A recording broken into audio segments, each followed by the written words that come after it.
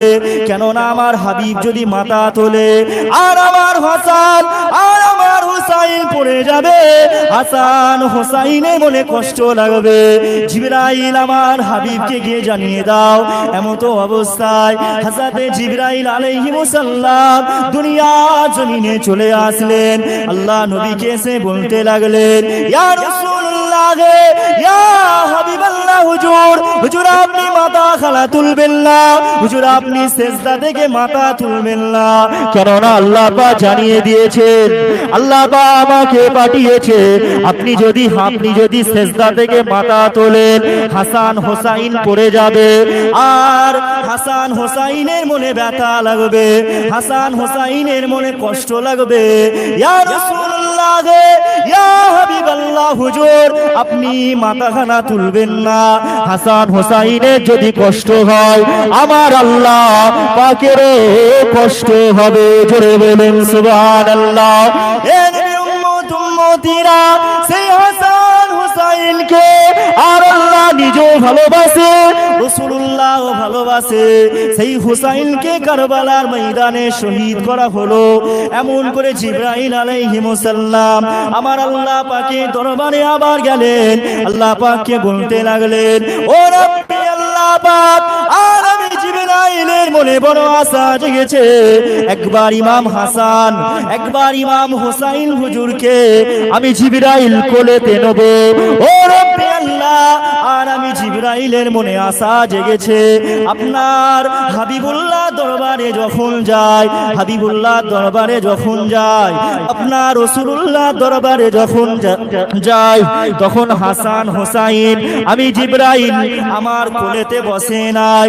ও রব্বি আল্লাহ, আর আমি জিবরাইলের রূপটাকে, আমি জিবরাইলের আকৃতিটাকে আপনার হাবিবুল্লাহ দরবারে যখন গেছি, আপনার হাবিবুল্লাহ সাহাবা হযরত দাহিয়া কলবি যখন আপনার হাবিবুল্লাহ দরবারে আসে, আর আপনার হাবিবুল্লাহ দরবারে যখন আসে হাসান হুসাইন আপনার দাহিয়া কলবির কোলেতে বসে পড়ে। দাহিয়া কলবি যখন আপনার হাবিবুল্লাহ দরবারে আসে, হাসান হুসাইন দাহিয়া কলবির কোলে বসে। ও রব্বি আল্লাহ, আমি জিবরাইলের আকৃতিটাকে, আমি জিবরাইলের রূপটাকে, আমি জিবরাইলের রূপটাকে আল্লাহ পাক আপনার হাবিবুল্লাহ সাহাবা দাহিয়া কলবির মতন করে দেন। আমার আল্লাহ পাক জিবরাইল আলাইহিস সালামের রূপটাকে, জিবরাইল আলাইহিস সালামের আকৃতিটাকে দাহিয়া কলবির মতন করে দিলেন। এ নবীর উম্মত উম্মতিরা, আজ জিবরাইল আলাইহিস সালাম দুনিয়া জমিনে চলে আসলেন। আল্লাহ নবী দরবারে এসে বসে বললেন, এমত অবস্থায় হাসান হোসাইন হুজুর দাহিয়া কলবি ভেবে জিবরাইলের কোলেতে এসে বসে পড়ে। জিবরাইল আলাইহিস সালামের মনটা খুশি হয়ে যায়, জিবরাইল আলাইহিস সালামের মনটা অনেক আনন্দ হয়ে যায়। আজ জিবরাইল আলাইহিস সালাম ওই সময় হাসান হুসাইনকে আদর করতে লাগে, হাসান হুসাইন হুজুরকে চুমা খেতে লাগে, হাসান হুসাইন হুজুরকে আদর করতে লাগে। এমত অবস্থায় হযরত জিবরাইল আলাইহিস সালামের পকেটের মধ্যে হাতখানা দিয়ে হাসান হুসাইন হুজুর কি যেন খোঁজাখুঁজি করতে লাগে। আর জিবরাইল আলাইহিস সালাম এটা বুঝতে পারে না, জিবরাইল এটা জানতে পারে না হাসান হুসাইন কি যেন খোঁজাখুঁজি করতে লাগে। কিছু না পেয়ে মনটা খারাপ করে উঠে চলে যায়। জিবরাইল আলাইহিস সালামের মনটা খারাপ হয়ে যায়। জিবরাইল আলাইহিস সালাম মনে মনে চিন্তা করতে লাগলেন, হাসান হুসাইন কেন আমি জিবরাইল আমার কাছ থেকে উঠে চলে গেল। ওই সময় জিবরাইল আলাইহিস সালাম আমার রাসূলুল্লাহর কাছে আসলেন, আর রাসূলুল্লাহকে বলতে লাগলেন, ইয়া রাসূলুল্লাহ, ইয়া হাবিবাল্লাহ, হুজুর হুজুর আমি জিবরাইল আপনার দরবারে এসে বসেছিলাম, আর আপনার সাহাবা দাহিয়া কলবির রূপ ধরে আপনার দরবারে বসেছিলাম। ইয়া রাসূলুল্লাহ, রাসূলুল্লাহ ইয়া হাবিবাল্লাহ হুজুর, হুজুর আমি জিবরাইল আপনার সাহাবার রূপ ধরে এসেছিলাম। হাসান হুসাইন, হাসান হুসাইন, আপনার নওয়াসা হাসান হুসাইন, আমি জিবরাইল আমার কোলেতে বসে পড়ে, ইয়া রাসূলুল্লাহ ইয়া হাবিবাল্লাহ হুজুর, হুজুর আমি জিবরাইলের অনেক মনটা আনন্দ হয়ে যায়। ইয়া রাসূলুল্লাহ ইয়া হাবিবাল্লাহ হুজুর, হুজুর হঠাৎ করে আপনার হাসান হুসাইন আমি জিবরাইল আমার কোল থেকে উঠে চলে যায়। ইয়া রাসূলুল্লাহ ইয়া হাবিবাল্লাহ হুজুর, কেন হাসান হুসাইন উঠে চলে গেল? ওই সময় আমার রাসূলুল্লাহ বলতে লাগলেন, এ জিবরাইল, আমার সাহাবা দহিয়া কলবি যখন, আর আমি রাসূলুল্লাহ আমার দরবারে যখন আসতো, আমার সাহাবা দহিয়া কলবি, আমার সাহাবা দহিয়া কলবি হাসান হুসাইনের হুজুরের জন্য, হাসান হুসাইনের জন্য পকেটে করে মিষ্টি খানা নিয়ে আসতো।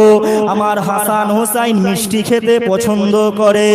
এ জিবরাইল, তুমি তো মিষ্টি নিয়ে আসো নাই, এ জিবরাইল, তাই আমার হাসান হুসাইন তোমার কোল থেকে উঠে চলে গেছে।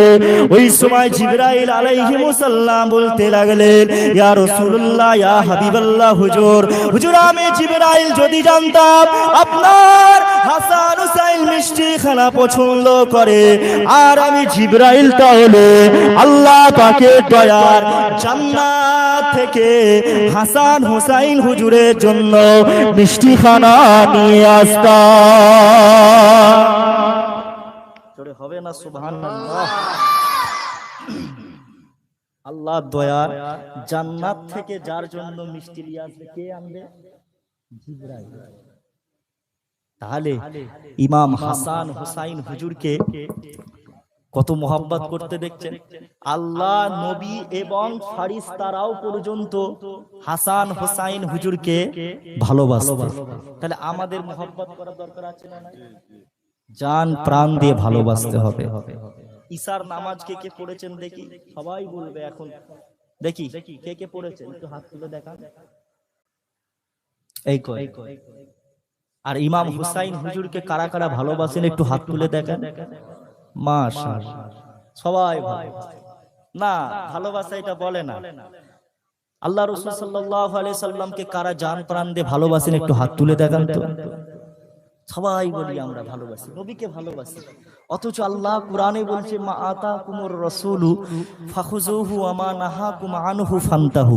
আমার নবী তোমাদেরকে যেগুলো আদেশ করবে তোমরা সেগুলো মেনে চলো, আর আমার রাসূলুল্লাহ তোমাদের যেইগুলো নিষেধ করবে তোমরা সেগুলো ছেড়ে দাও। তোমরা যদি মানতে পারো তবে তোমাদের অন্তরে নবীর মহব্বত, তোমরা যদি না মানতে পারো তোমাদের অন্তরে ওটা নবীর মহব্বত বলে না। তাহলে নবী বলেছে 5 ওয়াক্ত নামাজ পড়ো, আমরা 5 ওয়াক্ত নামাজ পড়ছি না। নবী বলেছে সুদ খেও না, বাড়ি বাড়িতে এখন বেশিরভাগ বাড়িতে সুদ। নবী বলেছে বন্ধন লোন নিও না, লোন নেওয়া হারাম। হারাম বাড়ি বাড়ি ঢুকে গেছে। আপনাদের এই কি পাড়া এটা? হালদার পাড়া। এটা পাঁচলা তো থানা? তবে যাক, পাঁচলা থানার মানুষের ওরে বাবা বলছে বন্ধন লোনে রাখ। বাড়ি বাড়ি বন্ধন লোন বেশি না। লোন নেওয়াও হারাম, লোনের টাকা দেওয়াও হারাম। মাথায় রাখবেন, সুদ খাওয়াও হারাম, সুদ দেওয়াও হারাম, সুদের ব্যবসা করাও হারাম, সবই হারাম। তাহলে হারাম খেলে আল্লাহ রাসূল সাল্লাল্লাহু আলাইহি সাল্লাম বলছে, যে ব্যক্তি হারাম খাবে তার অন্তরে আল্লাহ পাক মোহর মেরে দেবে, তার অন্তরে এমন মোহর মেরে দেবে যেই মোহরটা মারার কারণে একটা মানুষের আর ইবাদত করতে ভালো লাগবে না। আমাদের সমাজে দেখেন, যদি প্রত্যেকটা বাড়িতে বাড়িতে দেখেন, মানুষের নামাজ পড়তে ভালো লাগে না, মানুষের আল্লাহ রোজা রাখতে ভালো লাগে না, মানুষ আল্লাহ ভোলা হয়ে গেছে। যদিও বা সপ্তাহে একটা দিন জুম্মার দিনে নামাজ পড়তে যায়, তাও একবার ইমাম সাহেব আল্লাহু আকবার বললে একবার এইদিকে তাকায়, একবার ওইদিকে তাকায়। কথা ঠিক না ভুল? নামাজ পড়তে পড়তে কত কি নাটক শুরু হয়ে যায়। সপ্তাহে একদিন নামাজ পড়তে গেছে, তাও আবার 4 রাকাত সুন্নত পড়ে না, আগে পরে সুন্নত সব বাদ দিয়ে শুধু ইমাম সাহেবের সাথে 2 রাকাত পড়ে বাড়ি চলে গেল। তারপরে যদি মসজিদে বাতাসা দেয় কি ক্ষীর দেয়, খেয়ে ঘর চলে গেল। আবার দেখা হবে সেই পরের সপ্তাহ জুম্মায়। অথচ আল্লাহ রাসূল সাল্লাল্লাহু আলাইহি সাল্লাম বলছে এক ওয়াক্ত নামাজ ছাড়লে পারে, এক ওয়াক্ত নামাজ ছাড়লে ৮২,০০০ বছর জাহান্নামের আগুনে থাকতে হবে, সাজা হিসাবে, শাস্তি। আমরা সেই শাস্তি ভোগ করতে পারবো? পারবো না।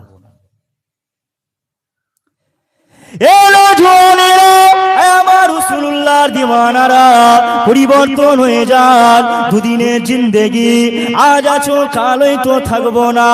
ঈমানটা ঠিক রাখেন, ঈমানটা রাখার চেষ্টা করেন। আল্লাহ রাসূল সাল্লাল্লাহু আলাইহি সাল্লাম ১৫০০ বছর আগে নবী আমার জানিয়ে দিয়েছিলেন, আমার সাহাবারা আর এমন একটা সময় চলে আসবে যখন মানুষ সকালবেলা ঈমানদার থাকবে, আবার দুপুর বেলায় কাফের হয়ে যাবে, ঘুম থেকে উঠবে আবার ঈমান আসবে, আবার সন্ধ্যায় কাফের হয়ে যাবে, আবার ঈমান আসবে, আবার কাফের হয়ে যাবে। এ নবীর উম্মত উম্মতিরা, তাহলে আমরা আর আমাদের ঈমানটা এখন কোথায়? দেখো আমাদের ঈমান, নবী পাক যে বলে গেছেন এই কথাটা সত্য না মিথ্যা? বেশক সত্য কথা। আমাদের চলাফেরা, আমাদের উঠা বসা, আমাদের কাজ কামে আমরা এমন এমন কথাবার্তা বলে ফেলি যার দ্বারাই আমাদের ঈমানটা চলে যায়, আমরা বুঝতে পারি না। তাই তো নবী আমার বলেছেন, আমার উম্মাত উম্মাতিরা, তোমরা বেশি বেশি করে সারাটা দিনে চলতে ফিরতে লা ইলাহা ইল্লাল্লাহ মুহাম্মাদুর রাসূলুল্লাহ সাল্লাল্লাহু আলাইহি ওয়াসাল্লাম কলেমা শরীফটা বেশি বেশি করে পড়ো। আর তোমরা যদি কলেমা শরীফটা বেশি বেশি করে পড়তে পারো তবেই তোমাদের ঈমানটা থাকবে। কেননা আল্লাহ নবী বললেন, কিয়ামতের ময়দানে যখন মানুষের হিসাব নিকাশ হবে, মানুষের হিসাব নিকাশ হবে, আর আমার রাসূলুল্লাহ সমস্ত উম্মাত উম্মাতির জন্য আল্লাহ নবী শাফাআত করবেন, আল্লাহ নবী সুপারিশ করবেন। আর আমার রাসূলুল্লাহ বললেন, যাদের ঈমান সরষে পরিমাণ ঈমান থাকবে তাদের করে আমার আল্লাহ জান্নাতি করে দেবে। কিন্তু মৃত্যুর সময় ঈমানটা থাকতে চায় না।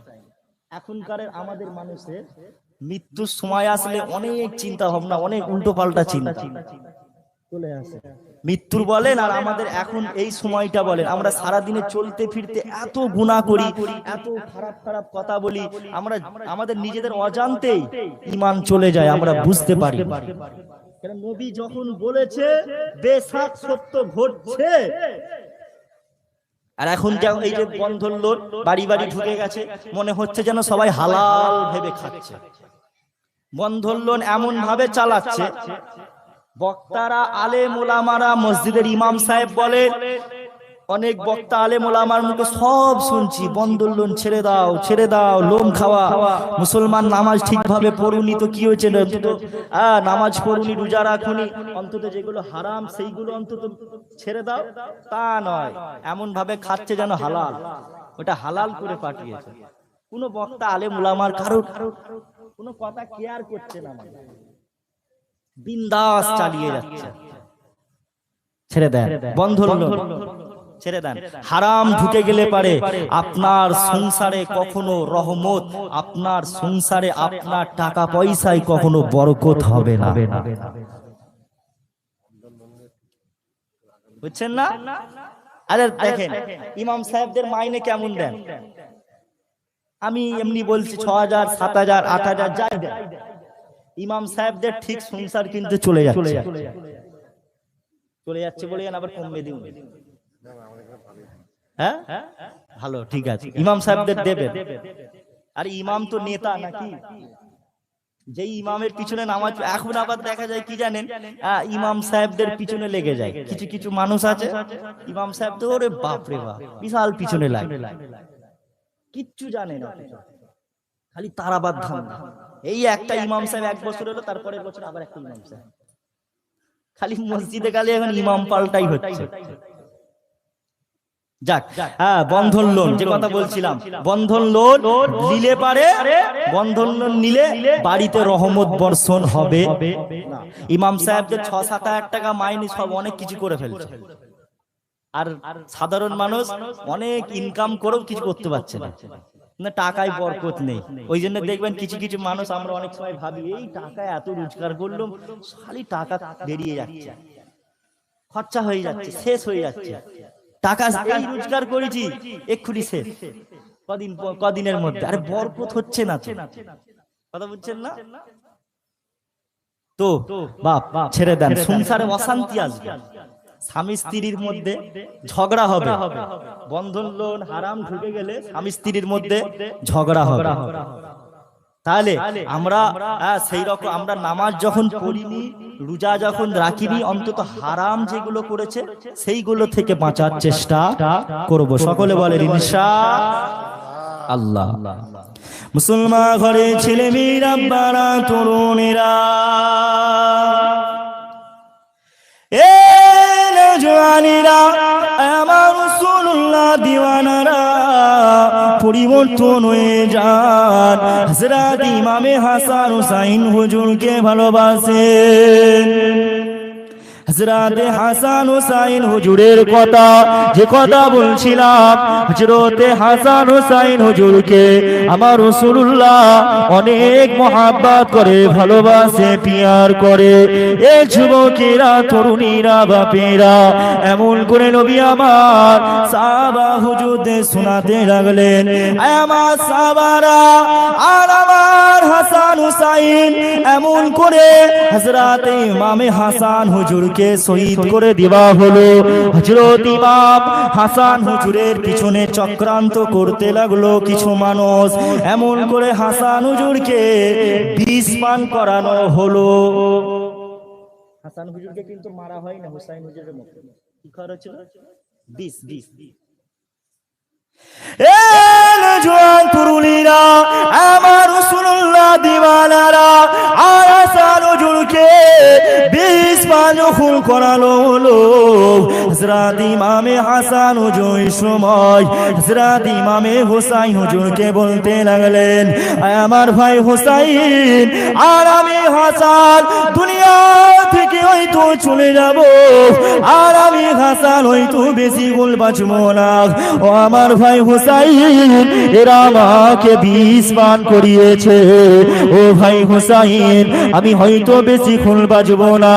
হযরত ইমামে হুসাইন হুজুর এই দৃশ্য খেলা দেখে আর হযরত হুসাইন হুজুর ঝরঝর করে কাঁপতে লাগলেন, উলঙ্গ তলোয়ার খানা বার করলেন। হযরত ইমামে হুসাইন হুজুর বলতে লাগলেন, ভাই হাসান, আপনাকে যারা বিষ পান করিয়েছে, আমি হুসাইন তাদের ছাড়ব না, আমি হুসাইন তাদেরকেও শহীদ করে দেব, আমি হুসাইন তাদেরকে ছাড়ব না। আল্লাহ নবী নওয়াজা হযরত ইমামে হাসান রাদিয়াল্লাহু তাআলা আনহু ওই সময় হুসাইন হুজুরকে বলতে লাগলেন, ও ভাই হুসাইন, না না না না, তুমি প্রতিশোধ নিতে যেও না। ভাই হুসাইন, আমি তোমাকে কয়েকটা ওসিয়াত করে যাচ্ছি, আর আমি হাসান যখন দুনিয়া থেকে চলে যাব, আর আমার লাশটাকে আমার নানা জান হুজুর পাক সাল্লাল্লাহু আলাইহি ওয়াসাল্লামের রওজা মুবারকের পাশে দাফন করো না, রওজা মুবারকের পাশে আমাকে দাফন করবে না, কেননা ওখানে আমাকে দাফন করলে মদিনার কিছু মানুষ আর আমি হাসানের বিরোধিতা করবে, আর আমি হাসানের বিরোধিতা করবে, ওরা আমার লাশটাকে ওখানে দাফন করতে দেবে না। ভাই হুসাইন, আমার লাশটাকে আমার আম্মা জান খাতুনে জান্নাত হযরত ফাতেমা জোহরা রাদিয়াল্লাহু তাআলা আনহার পাশেতে দাফন করবে। এমন করে হযরত হাসান হুজুর দুনিয়া থেকে বিদায় নিয়ে চলে গেলেন। এ যুবক তরুণীরা, আর হুসাইন হুজুর এই সময় হযরত ইমামে হাসান হুজুরের লাশটাকে নিয়ে আল্লাহ নবীর রওজা মুবারকের পাশে নিয়ে গেলেন, দাফন করার জন্য নিয়ে গেলেন। মদিনার মানুষেরা হযরত ইমামে হাসানের বিরোধিতা করতে লাগলো। মদিনার মানুষেরা হযরত ইমামে হুসাইন হুজুরকে বলতে লাগলো, হুসাইন, হাসানের দাফন এখানে হবে না, হাসানকে এখানে দাফন করতে দেওয়া হবে না। ওই সময় হযরত ইমামে হুসাইন রাদিয়াল্লাহু তাআলা আনহু তলোয়ার খানা বের করলেন। আর তলোয়ার খানা বার করে ওই সময় মদিনার মানুষে বলতে লাগলেন, এ মদিনার মানুষেরা, এই তলোয়ারটা হচ্ছে জুলফিকার, আমার আব্বা জান শেরে খোদা আলী তলোয়ার। এই তলোয়ার দিয়ে আমার ভাই হাসানের যারা বিরোধিতা করবে আর আমি তাদেরকে শহীদ করে দেব।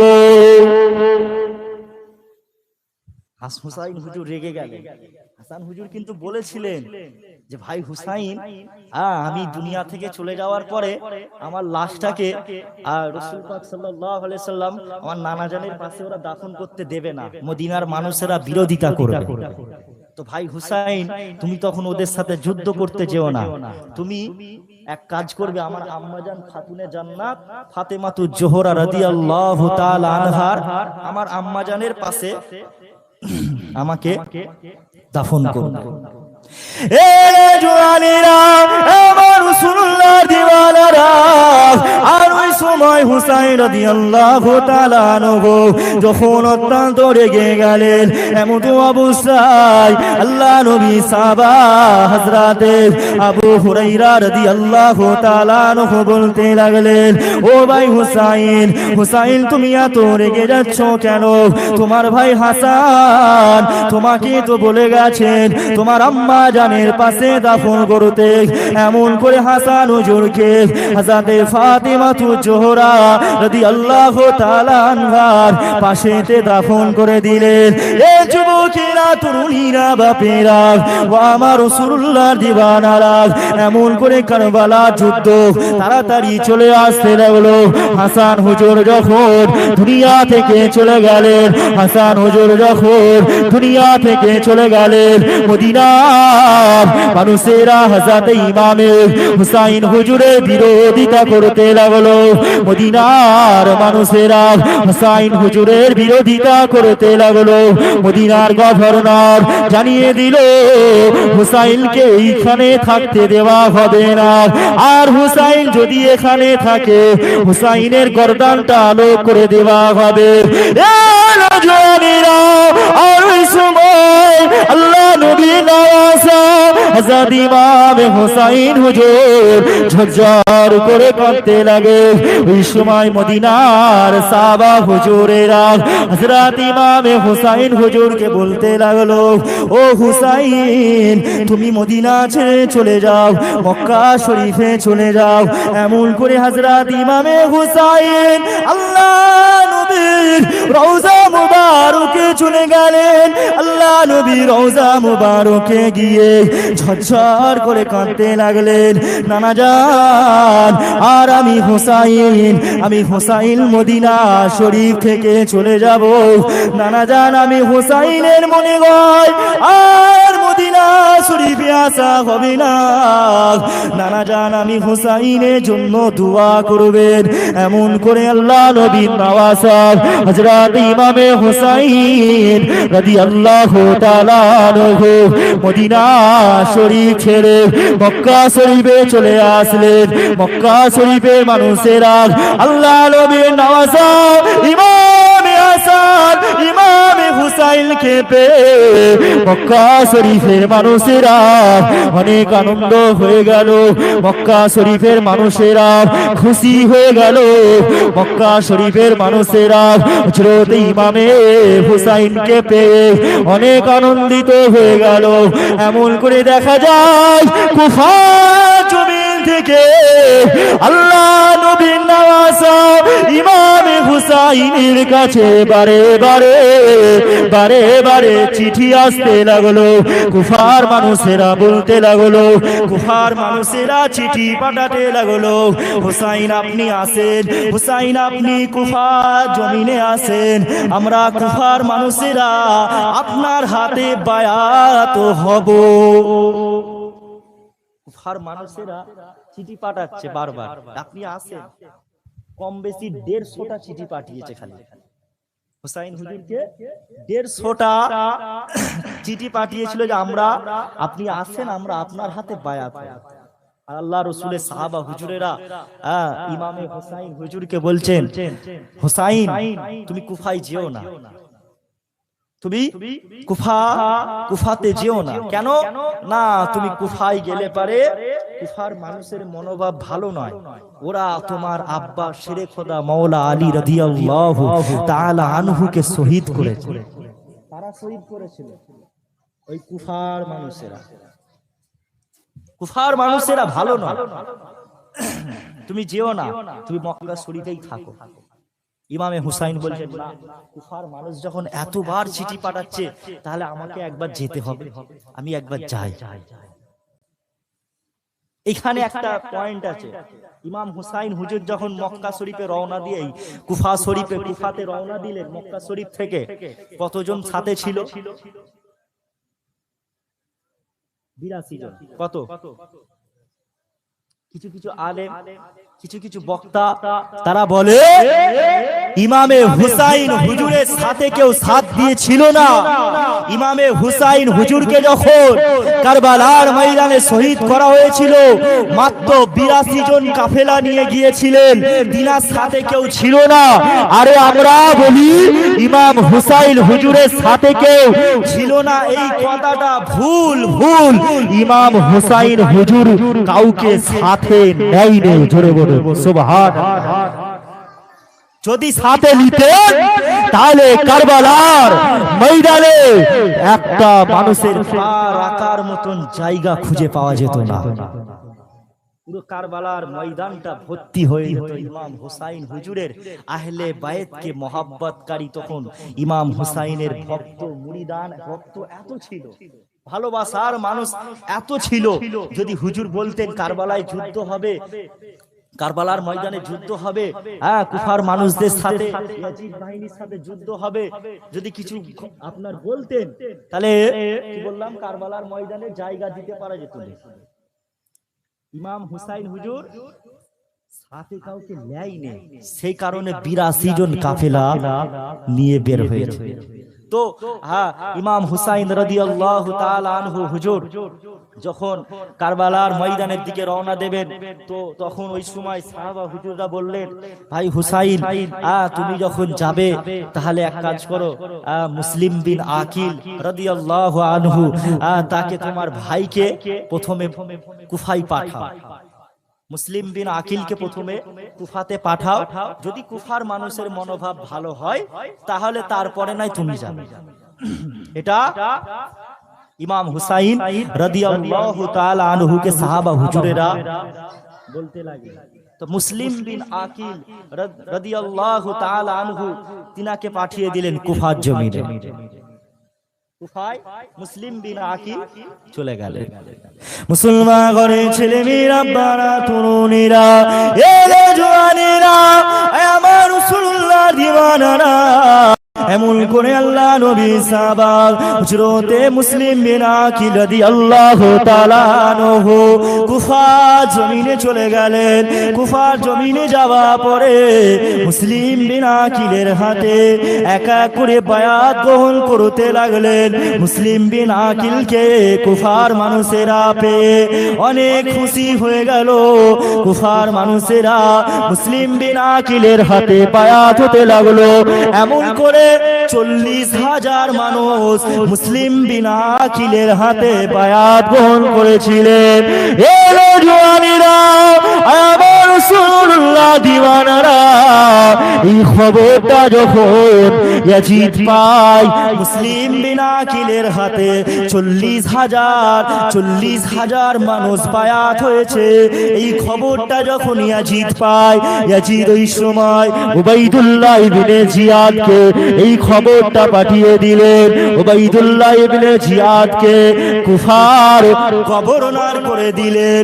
উবাইদুল্লাহ ইবনে জিয়াদ কুফা জমিনে এসে ওই সময় উবাইদুল্লাহ ইবনে জিয়াদ কুফার মানুষদের বলতে লাগলো, এ কুফাবাসীরা, তোমরা যদি ইমামে মুসলিম বিন আকিলের সাথে থাকো, তোমরা যদি মুসলিম বিন আকিলের হাতে বায়াত গ্রহণ করে থাকো, তার যদি তোমরা সাথী হয়ে থাকো, তাহলে আমি উবাইদুল্লাহ ইবনে জিয়াদ তোমাদের গর্দানটা আলোক করে দেব।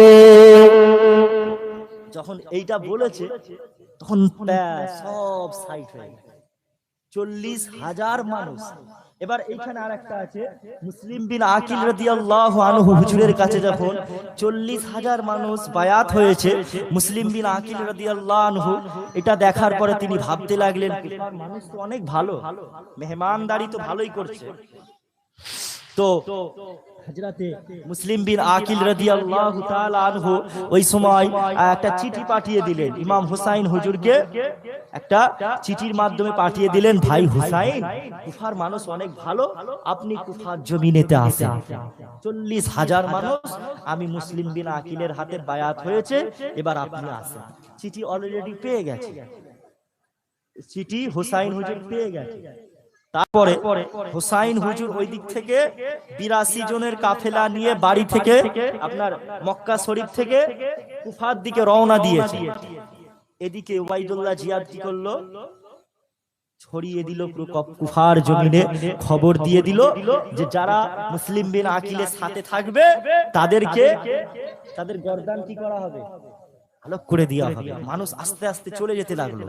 শেষ পর্যন্ত দেখা যায় মুসলিম বিন আকিল হুজুরের সাথে টোটাল 3 জন মানুষ ছিল। কজন? 40,000 থেকে টোটাল 3 জন মানুষ, সব ভয়েতে পালিয়েছে, নিজের জানকে বাঁচাচ্ছে।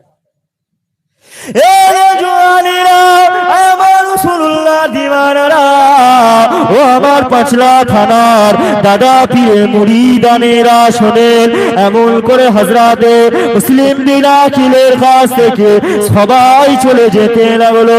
মুসলিম বিন আকিল রাদিয়াল্লাহু তাআলা আনহুর সাথ সবাই ছেড়ে দিল। এ যুবকেরা, তরুণীরা, ও আমার রাসূলুল্লাহর দিওয়ানারা, এমন করে মুসলিম বিন আকিলকে শহীদ করার জন্য উবাইদুল্লাহ ইবনে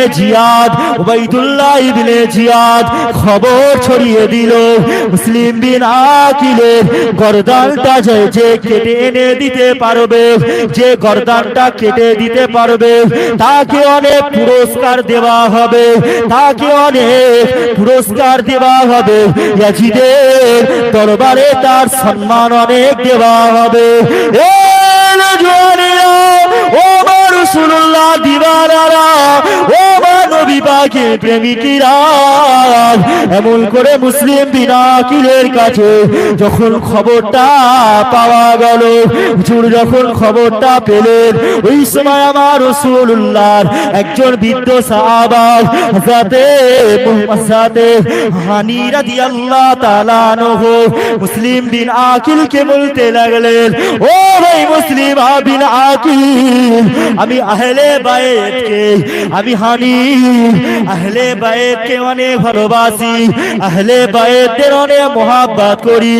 ও ভাই মুসলিম বিন আকিল, তুমি আমার বাড়িতেই থাকো, তুমি আমার বাড়িতে গোপনে থাকো। তোমাকে যদি কুফার মানুষেরা পায়, তোমার গর্দানটা আলোক করে দেবে। আল্লাহ নবী সাহাবা হযরত মুসলিম বিন আকিল রাদিয়াল্লাহু তাআলা আনহু হযরত হানি রাদিয়াল্লাহু তাআলা আনহু বাড়িতে ঢুকে গেলেন। বাড়ির মধ্যে গোপনে কাটাতে লাগলো। এমন করে কুফার মানুষেরা ইয়াজিদ বাহিনীরা হযরত মুসলিম বিন আকিলকে খোঁজাখুঁজি করতে লাগে। চারিদিকে খালি খুঁজছে। কেন? মুসলিম বিন আকিলকে যদি মারতে পারি এই সময় অনেক পুরস্কার পাবো। মুসলিম বিন আকিলকে যদি মারতে পারি তাহলে ইয়াজিদের দরবারে আমার সম্মান অনেক বেড়ে যাবে। মানুষ ভাবছে, সব তলোয়ার নিয়ে খালি খুঁজাখুঁজি করছে মুসলিম বিন আকিলকে মারবে।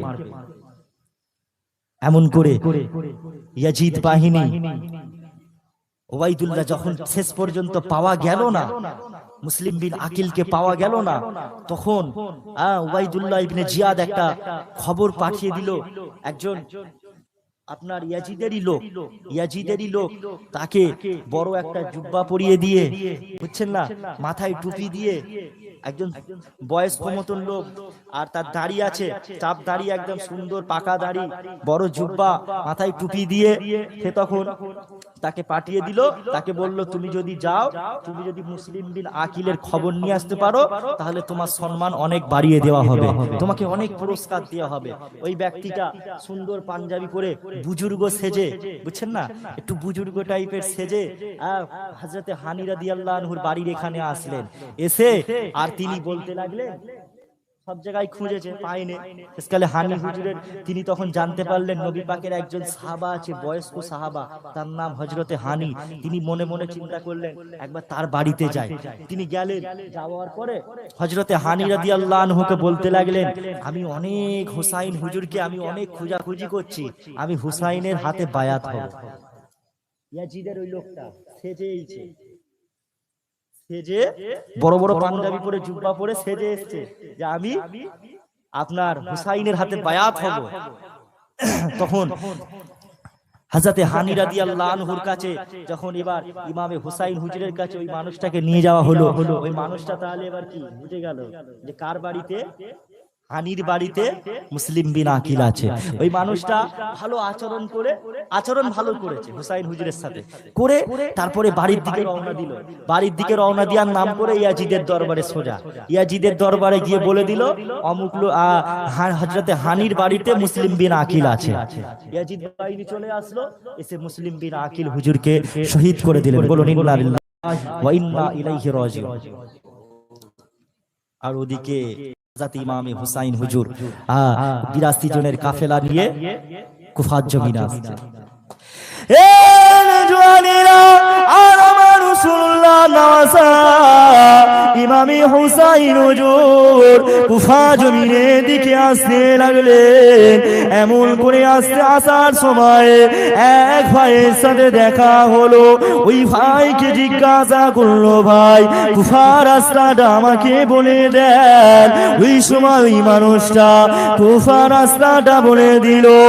আর ওই সময় ওই মানুষটা বলতে লাগলো, আপনি আহলে বাইত, আপনি নবীর খানদান, তাই আপনাকে বলছি ভাই, আপনি হুসাইন আপনি মক্কায় চলে যান, হুসাইন আপনি মক্কায় চলে যান।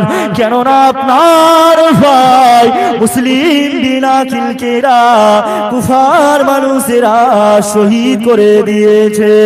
ও ভাই হুসাইন, আর আপনি কুফায় মক্কা শরীফে চলে যান, আর মক্কা শরীফে যান। আপনি যদি কুফা জমিনে যান তাহলে আপনাকে কুফার মানুষেরা আপনাকেও শহীদ করে দেবে। হযরত ইমামে হুসাইন রাদিয়াল্লাহু তাআলা আনহু এই খবরটা পাওয়ার পরে, এই কথাটা শোনার পরে আল্লাহ নবী নওয়াজা ইমামে হুসাইন ঝরঝর করে কাঁদতে লাগলো। আমার ভাই মুসলিম বিন আকিলকে কুফার মানুষেরা শহীদ করে দিয়েছে, আর আমার ভাইকে যখন এরা শহীদ করেছে, আমি হুসাইন অবশ্যই কুফার জমিনেতে যাব। কুফার জমিনে আমি যাব। আমাকে কেউ বাধা দিতে পারবে না। আমার ভাইকে শহীদ করেছে, হাফ রাস্তা তো চলেইছে না, কুফার দিকে চলে এসছে। তারপরে হযরতে আপনার মুসলিম বিন আকিল রাদিয়াল্লাহু আপনার ইমাম হুসাইন হুজুর কুফার দিকে আসলেন। ভোর হয়ে গেল, জায়গাটা ঠিক বুঝতে পারছে না, জায়গাটা একটা বড় বিশাল ময়দানে উপস্থিত হয়েছে, জায়গাটা ঠিক বুঝতে পারছে না। একটা ভাইয়ের সাথে দেখা হলো, আবার ফজরের ওয়াক্ত হয়ে গেছে। তিনাকে জিজ্ঞাসা করলো এই জায়গার নাম কি? তিনি তখন বলতে লাগলেন এই জায়গার নাম হলো কারবালা। কারবালা। ইমাম হুসাইন হুজুর কথাটা শুনে, নামটা শুনে ঝরঝর করে কেঁদে কেঁদে বলতে লাগলো, কাফেলার মানুষদের বলতে লাগলো, এইখানেতেই তাবু গাঁথো, এইখানেতেই তাবু খাটাও। আমি হুসাইন, আমার নানা জান যে আমাকে বলে গিয়েছিল, হুসাইন তোমাকে যে জায়গায় শহীদ করা হবে ওই জায়গার নাম হচ্ছে কারবালা। কি নাম? ওই জায়গার নাম কারবালা। এই জায়গাতেই আমার নানা জান বলে গিয়েছিলেন যে আমার হুসাইন তোমাকে ওই জায়গায় শহীদ করা হবে। তো হযরতে ইমামে হুসাইন হুজুরের, আপনার ইমাম হুসাইন হুজুরের কাফেলা ওইখানেতেই, ওই জায়গাতেই তারপরে তাবুটা খাটানো হলো। ফজরের ওয়াক্ত হয়ে গেল, সকাল হয়ে গেল। তারপরে সকাল হয়ে গেল, ইয়াজিদ বাহিনীরা আসলো। ইয়াজিদ বাহিনীরা এসে হযরতে ইমাম হুসাইন হুজুরের সাথে সারা দিন তর্ক বিতর্ক হয়েছে। তারা বলেছে, হয় তুমি হুসাইন ইয়াজিদের নেতৃত্ব মেনে নাও, না হলে তুমি এইখান থেকে চলে যাও। হয় ইয়াজিদের নেতৃত্ব মানো, যদি ইয়াজিদের নেতৃত্ব মানো তাহলে তুমি অনেক সম্মান পাবে, আর যদি ইয়াজিদের নেতৃত্ব না মানো তাহলে তোমাকে শহীদ করে দেওয়া হবে। আপনার ইয়াজিদ বাহিনী বলতে লাগলো। হযরত ইমাম হুসাইন হুজুর বললেন, না, আমি ইয়াজিদের নেতৃত্ব, ইয়াজিদ সিংহাসনে বসবে, এটা আমি মেনে নেব না। সব ঠিক ছিল। আল্লাহ রাসূল সাল্লাল্লাহু আলাইহি ওয়াসাল্লাম চলে যাওয়ার পরে প্রথম খলিফার নাম কি? হযরতে আবু বকর সিদ্দিক রাদিয়াল্লাহু তাআলা। ধাপে ধাপে আসলো আবু বকর, উমর, উসমান, আলী, এমন করে ঠিক ধাপ ধাপ এসে এসে হযরতে মুয়াবিয়া রাদিয়াল্লাহু তাআলা আনহুর কাছে খেলাফত আসলো। মুয়াবিয়া হুজুর কে ছিলেন? যে ইয়াজিদের আব্বা মুয়াবিয়া। অনেক কিছু কিছু যারা শিয়া আছে, যারা শিয়া, আমরা তো কি, আমরা কি সুন্নি, আমরা কি সুন্নি, আমাদের মাসলাক কি আহলে সুন্নাত ওয়াল জামাআত। তো শিয়ারা মনে করে সাহাবা হুজুররা মুয়াবিয়া রাদিয়াল্লাহু আনহু কাফের। বলুন নাউজুবিল্লাহ। কোন সাহাবাকে, হুসাইন হুজুরকে ভালোবাসেন ঠিক আছে, তবে সব সাহাবাকে আপনাকে সম্মান করতে হবে, শ্রদ্ধা করতে হবে। কেন? নবী বলেছে আসহাবিকান নুজুম, আমার সাহাবারা এক একটা সাহাবা হলো আসমানের তারকার নাই। জোরে বলুন সুবহানাল্লাহ। সবাইকে ভালোবাসতে হবে। তো আমরা মুয়াবিয়া রাদিয়াল্লাহু তাআলা আনহুকে ভালোবাসি। মুয়াবিয়া হুজুর চলে যাওয়ার পরেই হলো ঝামেলা, খেলাফতে এবার কে বসবে? মুয়াবিয়া হুজুর বলে গিয়েছিল ইয়াজিদকে যে, ইয়াজিদ হে আমার পুত্র, আমি মুয়াবিয়া চলে যাওয়ার পরে তুমি আহলে বায়েতদের প্রতি সম্মান দেখাবে, আহলে বায়েতদের নবীর বংশকে তুমি ভালোবাসবে, আর তারা যেইটা বলবে, তারা যে তারা যাকে খলিফা পদে বসাবে তুমি সেই খলিফা হিসাবে তাকে মেনে নেবে। মুয়াবিয়া হুজুর বলে গিয়েছিল, কিন্তু ইয়াজিদ চেয়েছিল আমি সিংহাসনে বসবো। ইয়াজিদ চেয়েছে যে আমি সিংহাসনে বসবো, কিন্তু ইমাম হুসাইন হুজুর ইয়াজিদকে কখনো পছন্দ করতেন না। ইমাম হুসাইন হুজুর ইয়াজিদের নেতৃত্ব মানলেন না। কেননা ইয়াজিদ ছিল লম্পট, ইয়াজিদ ছিল একজন ধর্ষক, ইয়াজিদ ছিল একজন মদখোর, ইয়াজিদ ছিল একজন জেনাখোর, ইয়াজিদ ছিল একজন কাফের কাফের কাফের। এখন কিছু কিছু বক্তা, এখন কিছু কিছু আলেম বেরিয়েছে, তারা বলে ইয়াজিদ হচ্ছে পাক্কা মুসলমান। বলুন নাউজুবিল্লাহ। হ্যাঁ বলছে ইয়াজিদ হচ্ছে পাক্কা মুসলমান। ইয়াজিদ হুসাইনকে মারার পিছনে ইয়াজিদের কোনো হাত ছিল না।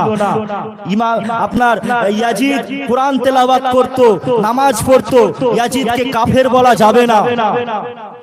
কিছু কিছু বক্তা, কিছু কিছু আলেম বলছে, অথচ তারা ভুলে গেছে হানাফি মাযহাবে শ্রেষ্ঠ একটা কিতাব আশ-শারহু ফিকহুল আকবার গ্রন্থে 175 পৃষ্ঠায় লেখা আছে ইয়াজিদ ছিল, ইয়াজিদ একজন কাফের। ইয়াজিদকে যে কাফের মনে করবে না সে নিজেও কাফের হয়ে যাবে। আশ-শারহু ফিকহুল আকবার গ্রন্থে লেখা আছে ইয়াজিদ অবশ্যই কাফের। ইয়াজিদ একজন মদখোর ছিল, জেনা করছিল, ধর্ষক ছিল। আশ-শারহু ফিকহুল আকবারে আরো আছে যে ইয়াজিদ আপনার হুসাইন রাদিয়াল্লাহু তাআলা আনহুকে যে শহীদ করা হয়েছিল, এই শহীদ করার পিছনে ইয়াজিদের হাত ছিল। ইয়াজিদের হয়তো ইয়াজিদ সরাসরি হুসাইন হুজুরকে হত্যা করেন, কিন্তু হাত ছিল ইয়াজিদের। কথা কি মাথায় ঢুকছে? ইমাম হুসাইন হুজুরকে ইয়াজিদ নিজে হাতে হত্যা করেনি, কিন্তু ইমাম হুসাইন হুজুরকে যে ঘেরাও করা হয়েছিল, এই ঘেরাও করার পিছনে ইয়াজিদ নেতৃত্ব দিয়েছিল, ইয়াজিদের হাত ছিল। তাহলে সেই ইয়াজিদকে যারা কাফের বলবে না, তারা নিজেরাও কাফের। কথা কি মাথায় ঢুকছে? তারা নিজেরাও কাফের। তাফসিরে রুহুল মাআনি 24 খণ্ডে আছে। হযরতে হানাফি মাযহাবের শ্রেষ্ঠ মুফাসসির যারা বলছে ইয়াজিদ মুসলমান ছিল পাক্কা, তাদেরকে শুনিয়ে দেবেন। হানাফি মাযহাবের শ্রেষ্ঠ মুফাসসির হযরতে মাহমুদ আলুসি রাহমাতুল্লাহ আলাইহি তিনি লিখেছেন ইয়াজিদ রাসূল পাক সাল্লাল্লাহু আলাইহি ওয়াসাল্লামের রিসালাতকেই বিশ্বাস করত না। ইয়াজিদ রাসূল পাক সাল্লাল্লাহু আলাইহি ওয়াসাল্লামের রিসালাতকেই বিশ্বাস করত না। তো যে নবীর রিসালাতকে বিশ্বাস করে না, তো সে মুসলমান হবে কি করে? নিঃসন্দেহে সে কাফির। আবার ইয়াজিদ বলছে আশ-শারহু ফিকহুল আকবার গ্রন্থে আরো লেখা আছে 175 পৃষ্ঠায় লেখা আছে, যখন ইয়াজিদের দরবারে আমার রাসূল পাক সাল্লাল্লাহু আলাইহি সাল্লামের নওয়াসা ইমাম হুসাইন হুজুরের মস্তক মুবারক যখন ইয়াজিদের দরবারে নিয়ে আসা হয়েছিল, ইয়াজিদের দরবারে নিয়ে আসার পরে ইয়াজিদ হুসাইন হুজুর পাকের মাথার সামনে দাঁড়িয়ে সিংহাসনে বসে বলেছিল, হে হুসাইন, আমার বদরের যুদ্ধে আমার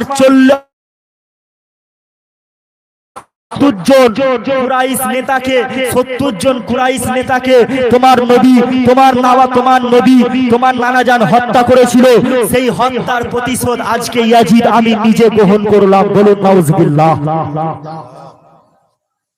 কি বলছে? হুসাইন হুজুরের মাথার সামনে দাঁড়িয়ে বলছে আশ-শারহু ফিকহুল আকবার 175 পৃষ্ঠা, যে বদরের যুদ্ধে তোমার নানাজান আমার 70 জন পূর্বপুরুষকে, আমার 70 জন কাফের নেতাকে, আমার দাদু ওতবাকে হত্যা করেছে। সেই প্রতিশোধ আজকে হুসাইনকে আমি শহীদ করে গ্রহণ করলাম। বলুন নাউজুবিল্লাহ।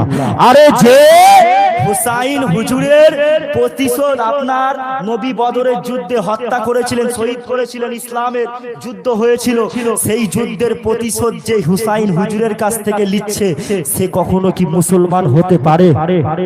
কথা বলে পারে না। আরো লেখা আছে তাফসিরে রুহুল মাআনি, হযরতে মাহমুদ আলুসি রাহমাতুল্লাহ আলাইহি বলছেন, যখন ইমামে হুসাইন হুজুরের মস্তক মুবারক কাটা হলো, মস্তক মুবারক যখন ইয়াজিদের দরবারে নিয়ে আসা হলো, তখন আকাশে কাক উড়তেছে আর কাক ডাকতেছে। কিসে? শোকে পড়ে কাক ডাকছে। তখন ইয়াজিদ কাককে চিল্লানো দেখে বলেছিল, কাকের দিকে লক্ষ্য করে বলেছিল, কাক চিল্লাক আর নাই চিল্লাক, আজকে আমি আমার দাদু ওতবাকে শহীদ করেছে যে, তার প্রতিশোধ আমি গ্রহণ করলাম হুসাইনের মাথাকে। বলবেন না নাউজুবিল্লাহ। ইয়াজিদ ছিল একজন মদখোর, ইয়াজিদ ছিল একজন মদখোর। ইয়াজিদকে যখন জিজ্ঞাসা করা হয়েছিল তুমি মদ খাও কেন, তখন ইয়াজিদ বলেছিল আরে মুহাম্মাদের ধর্মে আপনার মুহাম্মাদের শরিয়াতে মদ খাওয়া হারাম আছে ঠিক, তবে ঈসার শরিয়াতে, ঈসা নবীর শরিয়াতে মদ তো আল্লাহ হালাল করেছিল, মদ আল্লাহ জায়েজ করেছিল, তাই আমি ঈসার শরিয়াতকে গ্রহণ করলাম, মুহাম্মাদের শরিয়াতকে ছেড়ে দিলাম। আরে যেখানে রাসূল পাক সাল্লাল্লাহু আলাইহি সাল্লাম ঈসা নবী চলে যাওয়ার পরে আমার নবী যেখানে এসেছে, নবীকে যখন নতুন করে রিসালাত দেওয়া হয়েছে, নবীর কাছে যখন নতুন করে শরিয়াত দেওয়া হয়েছে, যেখানে ঈসা নবীর শরিয়াত বাতিল করে দেওয়া হয়েছে, সেই বাতিল করে দেওয়ার পরে যে নবীর রিসালাতকে, যে নবীর তাওহীদকে, যে নবী পাক সাল্লাল্লাহু আলাইহি ওয়াসাল্লামের আপনার শরিয়াতকে বিশ্বাস করে না, তার কি কখনো ঈমান থাকতে পারে? আপনারাই বলেন পারে? তাহলে বোঝা গেল কি ইয়াজিদ বেশক কাফের, ইয়াজিদ অবশ্যই কাফের। ইমাম মাহমুদ আলুসি রহমাতুল্লাহ আলাইহি বলেছেন তাফসীরে রুহুল মানিতে আরো একটা আয়াতের ব্যাখ্যায় বলেছেন লানাতুল্লাহি আলা যালিমিন। এই আয়াতটার ব্যাখ্যা করতে গিয়ে বলেছেন ইয়াজিদ নবী পাক সাল্লাল্লাহু আলাইহি ওয়াসাল্লামের রিসালাতকে বিশ্বাস করত না, তাই ইয়াজিদের উপরে খোদা তাআলা লানত লানত লানত। অবশ্যই আমাদের সুন্নিদেরকে, আমাদেরকেও ইয়াজিদের উপরে খোদার লানত, ইয়াজিদের সাথে যারা সাথ দিয়ে কারবালার ময়দানে যারা শহীদ করেছিল তাদের উপরও লানত বর্ষিত হোক। সকলে বলুন আমিন। তারা ধ্বংস হয়ে যাবে। যারা আহলে বায়াতের বিরুদ্ধে যারা গেছে তারা বেশক জাহান্নামী। তারা কি আহলে বায়াতকে যারা শহীদ করেছে তারা বেশক জাহান্নামী, তারা কোনোদিন জান্নাতি হতে পারে না। আর হুসাইন হুজুরের সাথে থেকে যারা শহীদ হয়েছে তারা সকলেই জান্নাতি। জোরে বলুন সুবহানাল্লাহ। আমার রাসূলুল্লাহ দিওয়ানারা এমন করে আল্লাহ নবী নওয়াজ ইমামে হুসাইন হুজুর ওই সময় এমন করে কুফায় কারবালার ময়দানে আসলেন। কারবালার ময়দানে যুদ্ধ ঘোষণা হয়ে গেল, এমন করে আমার রাসূলুল্লাহ যুদ্ধের ময়দানে যুদ্ধ শুরু হয়ে গেল। এ যুবকেরা, তরুণীরা, বাপেরা, এমন করে আমার রাসূলুল্লাহ নওয়াজা ইমামে হুসাইনের দল থেকে আল্লাহ নবী আহলে বায়েত থেকে এক একজন করে আহলে বায়েত শহীদ হতে লাগলো। ইয়াজিদের লোকেরা অবশ্যই জানতো, ইয়াজিদ বাহিনী তারা জানতো, ইয়াজিদ এবং উবাইদুল্লাহ ইবনে জিয়াদ জানতো হুসাইন হুজুরকে মারা যাবে না, আহলে বায়েতদের শহীদ করা যাবে না। এদের শক্তি কমাতে গেলে আগে ফোরাত নদীর পানি বন্ধ করতে হবে। ফোরাত নদীর পানি ওই জন্য যে আপনার বন্ধ করে দিয়েছিলেন, ফোরাত নদীর পানি বন্ধ করে দিয়ে যখন মানুষ পাবে না তখন অবশ্যই তার শরীর কি দুর্বল হয়ে যাবে। তো ফোরাত নদীর পানি যখন বন্ধ করে দিল, ছোট ছোট বাচ্চা ছেলেরা ঝরঝর করে শুধু কাঁদছে পানির জন্য, শুধু আপনার তারা খালি ছটপট করছে পানির জন্য। ছোট্ট বাচ্চা আলী আসগার রাদিয়াল্লাহু তাআলা আনহু, হযরত ইমাম হুসাইন হুজুরের সন্তান হযরতে আলী আসগার হুজুর, ছোট্ট বাচ্চা শিশু কাঁদছে অঝর নয়নে, আব্বাজান একটু খালি পানি দেন, কোথাও পানি নেই, সব জায়গায় পানি বন্ধ করে দেওয়া হয়েছে। হযরতে ইমামে হুসাইন রাদিয়াল্লাহু তাআলা আনহু ছোট্ট বাচ্চা আলী আসগারের গালেতে জিভটা ঢুকিয়ে আলী আসগার চুষতে লাগলেন, ওটাই শেষ। বুঝছেন না এত কষ্ট, এই কষ্ট করে ইমাম হুসাইন হুজুর থেকে শুরু করে আহলে বায়েতরা কারবালার ময়দানে যুদ্ধ করেছিল। তাই তো আমরা সুন্নিরা বলি আরে ইসলাম জিন্দা হোতা তো হর কারবালা কে বাদ। জুড়ে বলুন সুবহানাল্লাহ। নবী পাক সাল্লাল্লাহু আলাইহি সাল্লাম নামাজ প্রতিষ্ঠা করেছে, নবী পাক সাল্লাল্লাহু আলাইহি সাল্লাম নামাজকে কায়েম করেছে। রোজা কায়েম করেছে, ইসলামের দিন শরিয়াত কায়েম করেছে, আর হুসাইন হুজুর পাক এবং আহলে বায়েতরা তারা নামাজ থেকে শুরু করে ইসলামী শরিয়াতকে তারা বাঁচিয়েছে। জোরে বলুন সুবহানাল্লাহ।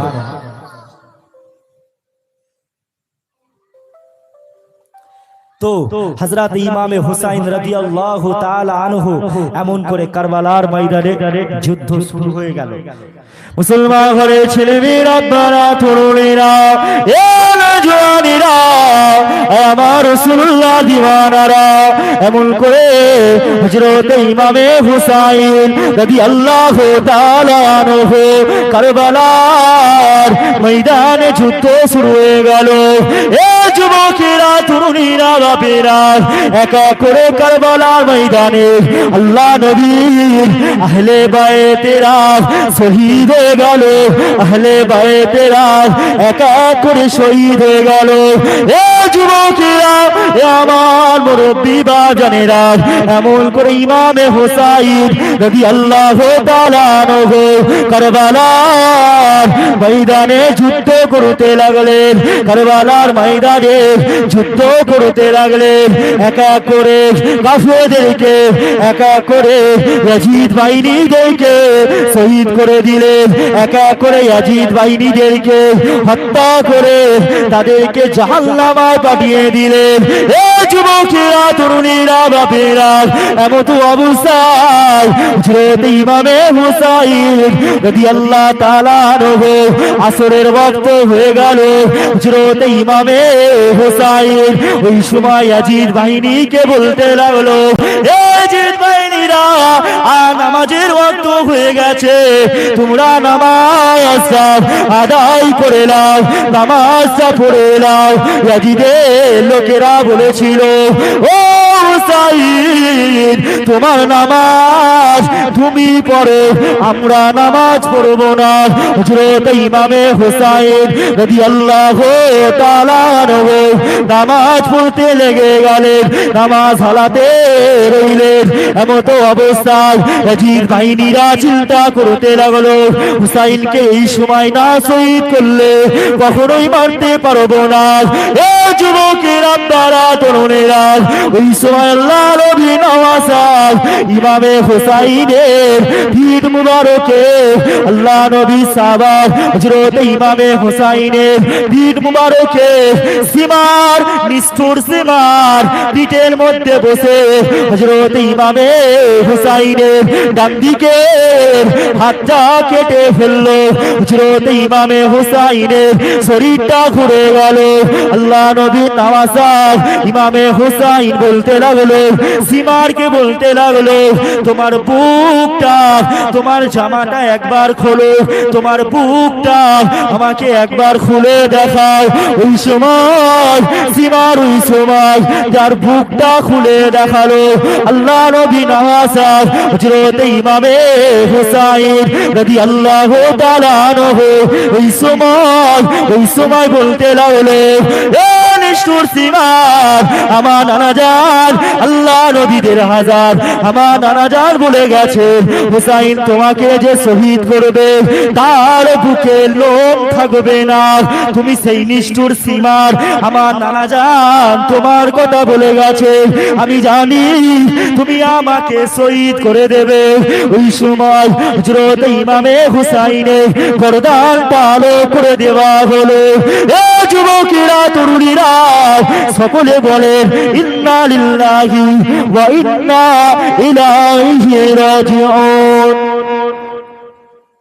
ইমামে হুসাইন হুজুরকে আপনার শহীদ করে দেওয়া হলো কারবালার ময়দানে।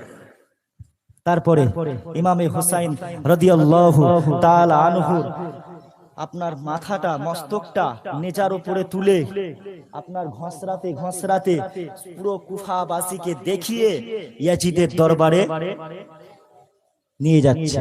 ইয়াজিদের দরবারে নিয়ে যাচ্ছে।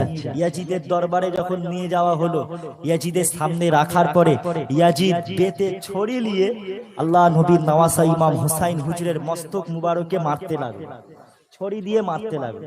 মজা করছে, ঠাট্টা করছে, কথা বুঝছেন না? তো সেই ইমাম হুসাইন রাদিয়াল্লাহু তাআলা আনহু কারবালার ময়দানে শহীদ হয়ে গেলেন। ইমাম হুসাইন রাদিয়াল্লাহু আনহু, তাহলে বোঝা গেল কি নামাজ পড়ার জন্য ইমাম হুসাইন হুজুর শহীদ হয়েছে। কথা ঠিক না বেটি? তাহলে আমাদের নামাজ পড়ার দরকার আছে না? কারা কারা পড়বেন ইনশাআল্লাহ একটু হাত তোলেন তো। আমি 5টা ওয়াক্তের ওয়াদা করব। দেখা যাবে 5 ওয়াক্তের নামাজের ওয়াদা করে যাব, তারপরে কাল থেকে 5 ওয়াক্ত নামাজ সব মসজিদে যাবে। 4 দিন কি 5 দিন কি 6 দিন ভালো লাগবে, তারপরে সব আউট। কাউকে খুঁজে পাওয়া যাবে।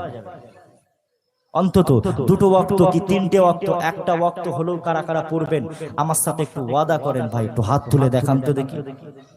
মসজিদে না হলেও বাড়িতে পড়বেন, বাড়িতে না হলেও যেখানে কাজ করেন সেখানে পড়বেন। ওয়াক্তের সময় যদি নামাজ না পড়তে পারেন কাজাও পড়বেন, তবুও নামাজ ছাড়বেন না। কারা কারা একটু আরেকটু মহব্বতের সাথে আল্লাহ কবুল করে নেন, সকলে বলেন আল্লাহুম্মা আমিন। দরুদ শরীফ আল্লাহুম্মা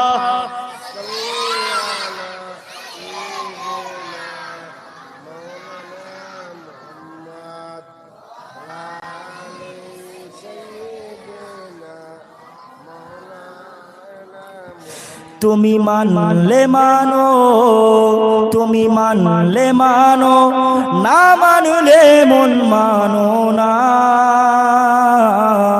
আশিকেরি আসল জান্নাত সোনার মদিনা, আশিকেরি আসল জান্নাত সোনার মদিনা।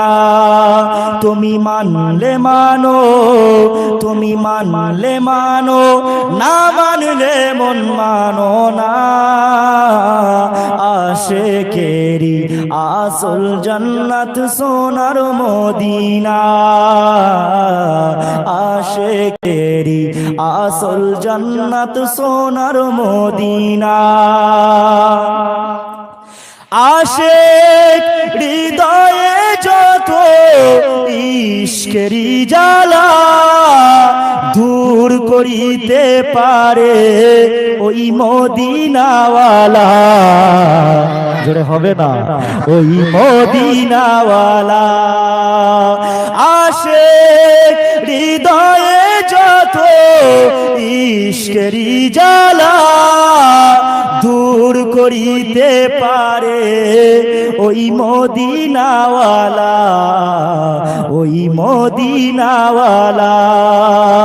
তাই মদিনা মদিনা করে, মদিনা মদিনা করে হয়ে যাই ফানা। আশিকেরি আসল জান্নাত সোনার মদিনা। পড়েন আমার সাথে পড়েন। আশিকেরি আসল জান্নাত সোনার মদিনা। এক সময় ছিল মদিনা অলক্ষণের ভূমি, নবীর ছোঁয়াই হলো আরশের চেয়েও দামি, আরশের চেয়েও দামি।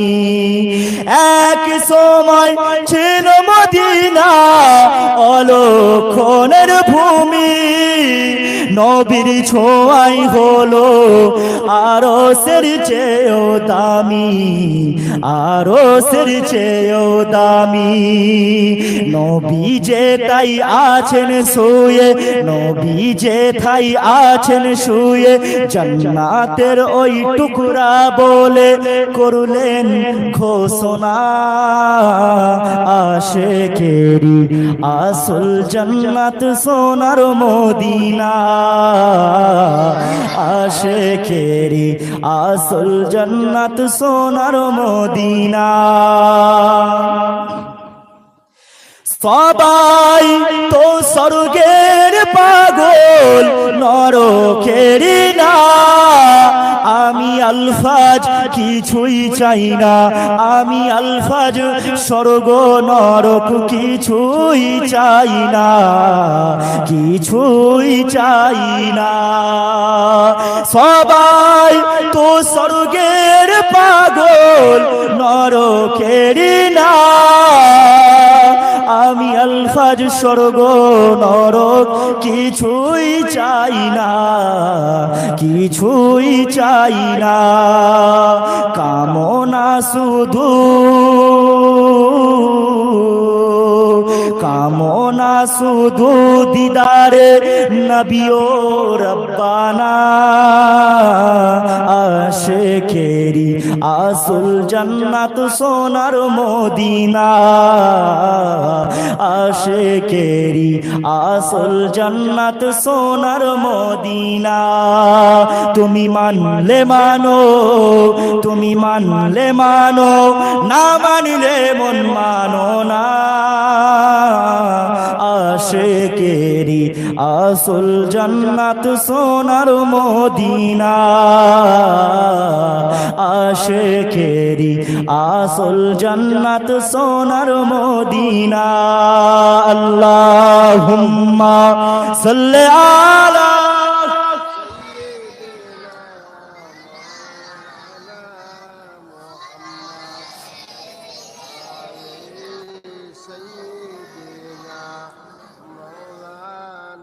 যাক যা কিছু শুনলাম আল্লাহ পাক আমাদের সকলকে শোনার থেকে বেশি বেশি করে আমল করার তৌফিক ইনায়েত করেন। সকলে বলেন আল্লাহুম্মা আমিন।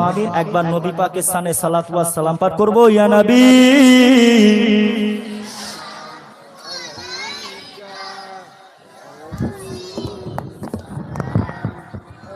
এখানে দাঁত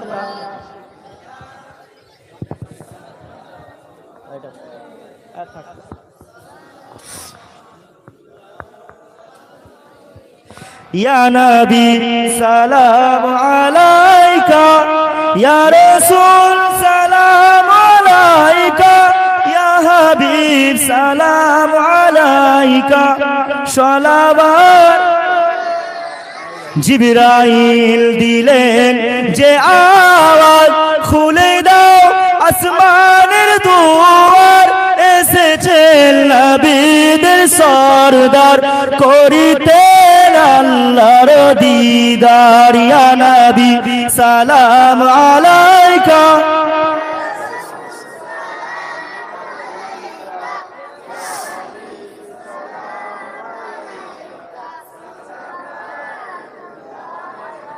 তালাআল বদরু আলাইনা মিন সানিয়াতিল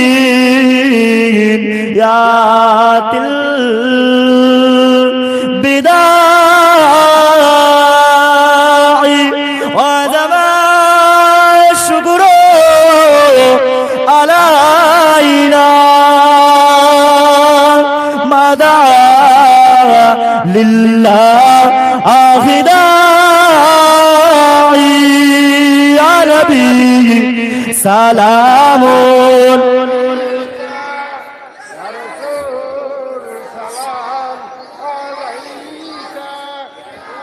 ইয়া হাবিব সালাম সালাওয়াত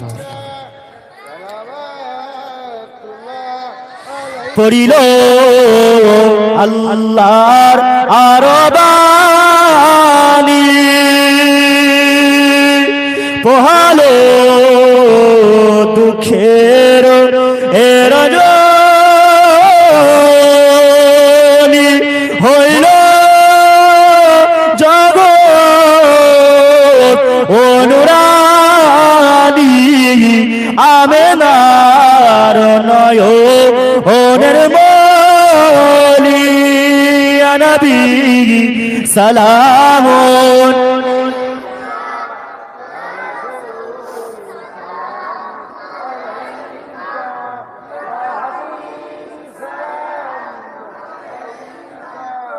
সালাওয়াত।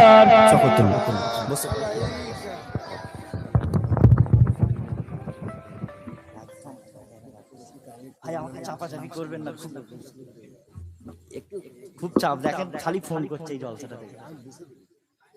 ওদের তাই 11:30টায় উঠার কথা, তাই আমি এত লেট করছি।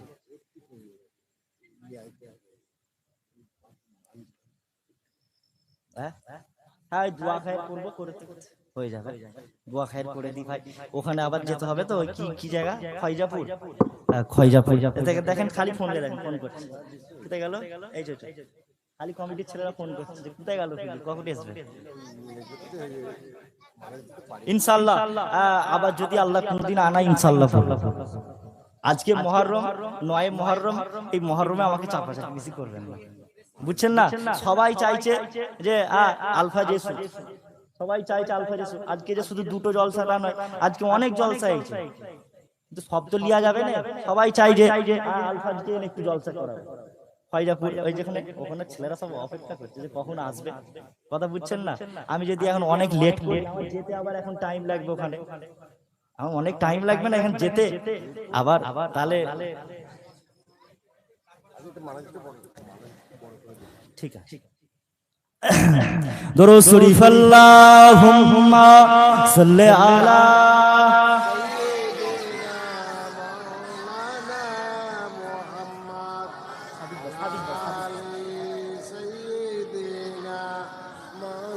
আল্লাহুম্মা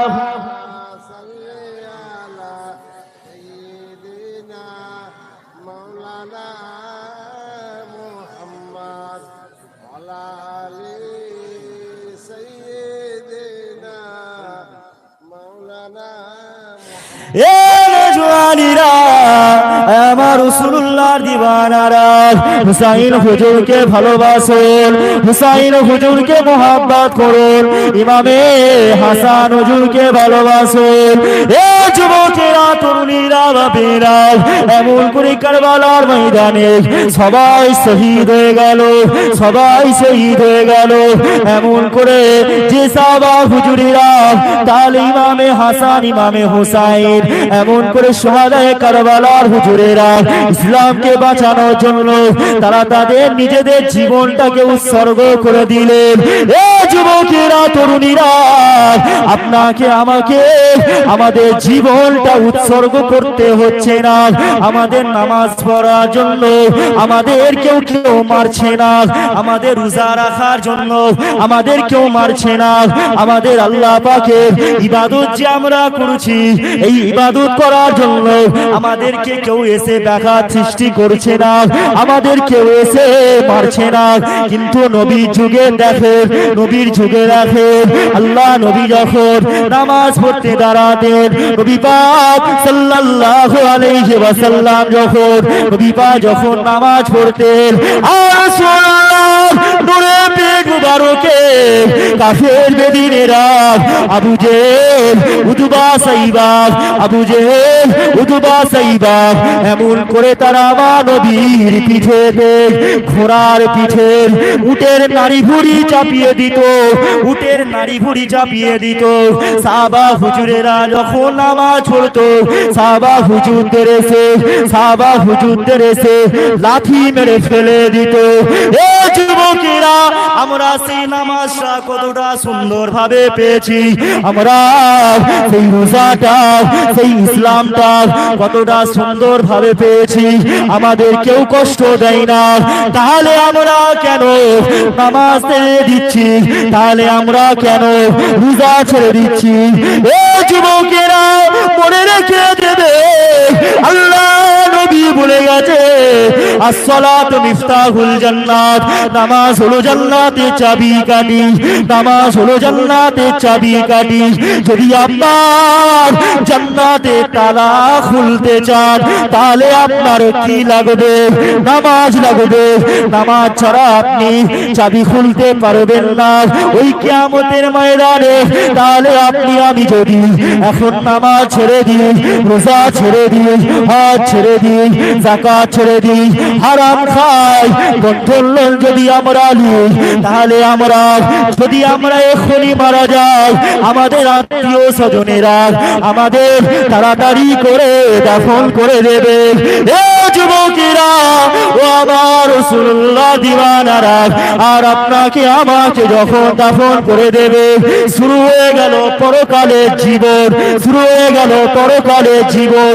আপনি আর নামাজ পড়তে পারবেন না, আপনি আর রোজা রাখতে পারবেন না, আপনি আর দান খায়রাত করতে পারবেন না।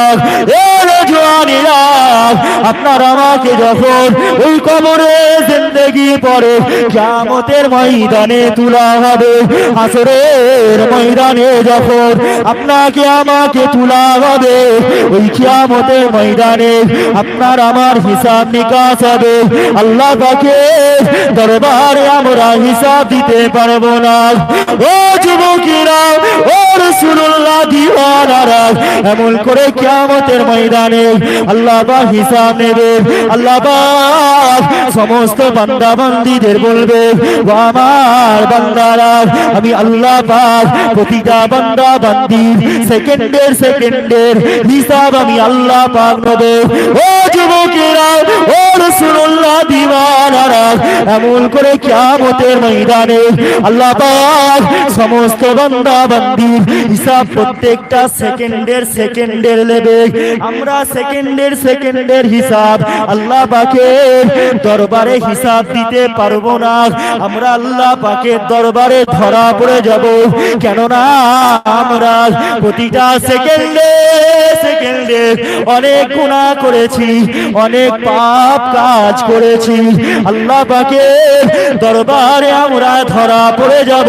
তাই তো আমার আল্লাহ পাক বলবে, আমার নবী ওই সময় কাঁদবে, আমার নবী সেজদায় পড়ে কাঁদবে, ও রব্বি আল্লাহ, আমার গুনাহগার উম্মতিদের ক্ষমা করে দেন। আল্লাহ পাক আমার গুনাহগার উম্মতদের মাফ করে দেন। আল্লাহ পাক আমার গুনাহগার উম্মতদের ক্ষমা করে দেন। ও যুবকেরা, ও রাসূলুল্লাহ দিওয়ানারা, এমন করে আল্লাহ পাক আমার নবীকে বলবে, আমার হাবিব, আমি আল্লাহ পাক আমার একটা নাম যেমন আহকামুল হাকিমিন, আমি আল্লাহ পাক ন্যায় বিচারক, আমি আল্লাহ পাক প্রতিটা বান্দার সেকেন্ডের হিসাব নেব, এটা সত্য কথা।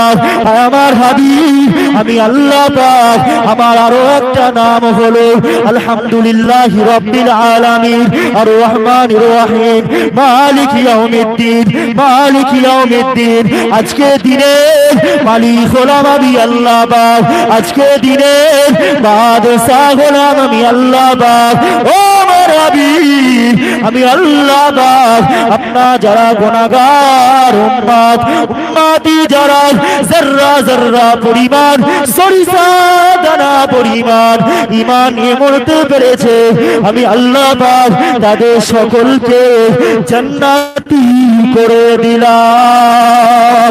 ও যুবকেরা, তরুণীরা, সর্বসময় মনে রেখে দেবে, আমরা এমন একজন নবীর উম্মত, আমরা এমন একজন নবীর উম্মত, যেই নবীর উম্মত যতক্ষণ পর্যন্ত আল্লাহ দয়াল জান্নাতে না প্রবেশ করবে, ততক্ষণ পর্যন্ত অন্যান্য নবীরা এবং অন্যান্য নবীর উম্মতিদের জন্য আল্লাহ পাকে জান্নাতে ঢোকা হারাম। আগে মুহাম্মদ সাল্লাল্লাহু আলাইহি ওয়াসাল্লামের উম্মতিরা জান্নাতে যাবে, তারপরে সমস্ত নবীর উম্মতেরা যাবে। বললেন না সুবহানাল্লাহ? এটা আমাদের সম্মান, এটা আল্লাহ পাক আমাদের আখিরি নবী হুজুর পাক সাল্লাল্লাহু আলাইহি সাল্লাম হুজুরের খাতিরে আল্লাহ পাক আমাদের এই সম্মান দিয়েছে। জোরে বলুন সুবহানাল্লাহ। তাহলে নবীকে মহব্বত করার দরকার আছে না? একবার তাকবীর দাও তো, নারে তাকবীর, আরো জোরে নারে তাকবীর, আরো জোরে নারে তাকবীর। ইমামে হাসান, ইমামে হুসাইন, ইমামে হাসান, ইমামে হুসাইন, কারবালার শহীদান হুজুরগণ, কারবালার শহীদান হুজুরগণ, নারে তাকবীর। মাসলাকে পীর আবু বকর সিদ্দিকী,